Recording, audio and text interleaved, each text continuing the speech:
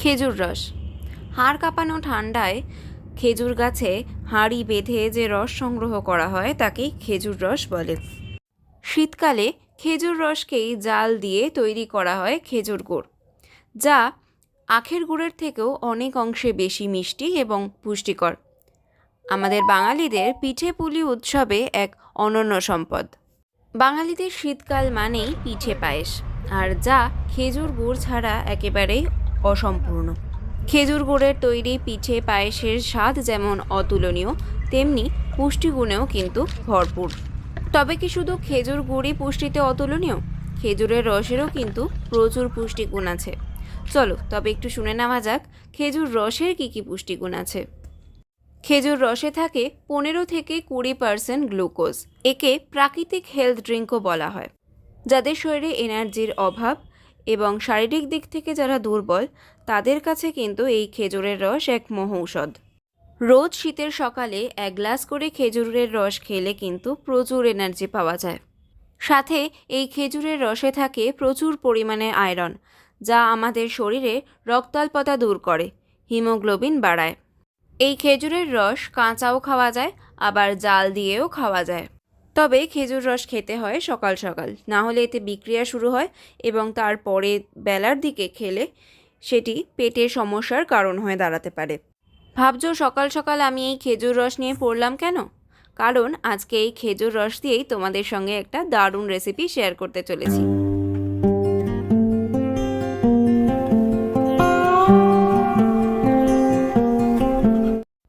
শীতের মরশুমে তোমাদের সঙ্গে আজকে শেয়ার করতে চলেছি আমার মায়ের বানানো খেজুর রসের পায়েস।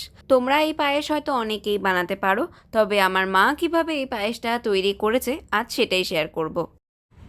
এই খেজুরের রসটা আমার বাবাকে একজন দিয়েছে, আর আজকে এই রস দিয়েই আমরা বানাতে চলেছি পায়েস।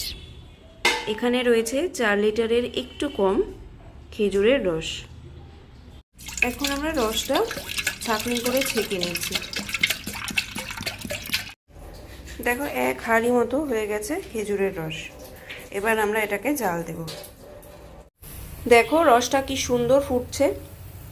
এই রসটা এরকমভাবে ফুটতে ফুটতেই কিন্তু অনেকটা কমে আসবে। এই যে উপরে যে ফেনাগুলো হয়েছে, এই ফেনাগুলো আমরা ফেলে দেব। আর এই দিকে আমার মা আমুলের ফুল ক্রিম মিল্ক 1 লিটার জাল বসিয়ে দিয়েছে। দেখো রসটা আমার শুকিয়ে 4 ভাগের 1 ভাগ করে দিয়েছে। দুধটা দেখো ভালো মতো ফুটে গেছে। আর এইদিকে মা নিয়ে নিয়েছে গোবিন্দভোগ চাল, ভালো করে ধুয়ে নিয়েছে। এখানে রয়েছে 150 গ্রাম মতো চাল। এবার মা চালটা দিয়ে দিচ্ছে দুধে। মা এবার এই দুধের মধ্যেই চালটাকে সেদ্ধ করে নেব। তাহলে আমরা ফিরে আসব চালটা সেদ্ধ হয়ে যাওয়ার পর।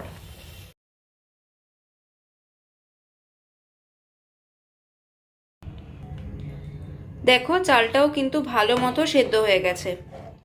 এই যে দেখো জাল দিয়ে ঠান্ডা করে নেওয়া খেজুরের রস। এবার এর মধ্যে মা দুধ সমেত চালটা দিয়ে দেবে।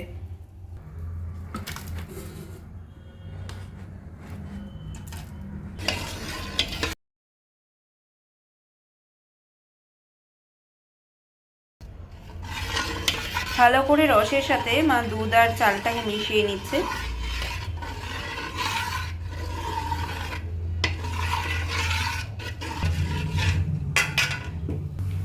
এবারে মা এটা একটু ফুটিয়ে নেবে।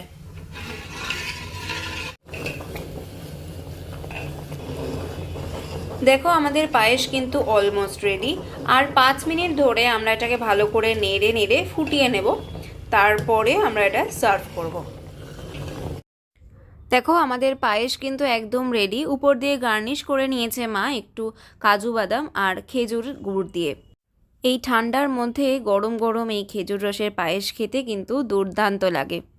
পৌষ পার্বণ আসার আগেই যদি এরকম পায়েস পাওয়া যায় তাহলে তো আর কোনো কথাই নেই, এমনিতেই শীতকাল জমে যাবে।